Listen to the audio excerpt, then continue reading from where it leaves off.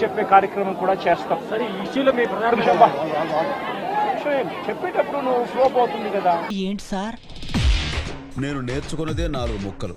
నువ్వు ఎక్స్ట్రా అడిగి నన్ను కన్ఫ్యూజ్ చేయకు. నువ్వు ఎంత ఆంధ్రజ్యోతి విలేకరు అయితే మాత్రం మధ్యలో వచ్చి చెప్పడం ధర్మం కాదు కదా. ఏం చెప్తా అంటే అది అది గుర్తు రావట్లా. రిఫార్మ్సిన్ ఆపేసావా? దా నువ్వు చెప్పు. సీరియస్ గా జరుగుతా ఉన్నది ప్రకారం మొదలు పెట్టాను. అరే నేను ఒక రిథంతో ప్రాక్టీస్ చేశాను స్వామి. నువ్వు మధ్యలో ఆపేసావు అనుకో, నేను ముందు నుంచి రావాల్సి వస్తుంది. నా ప్రాబ్లం అర్థం చేసుకోవు. ఏం చెప్తా అంటే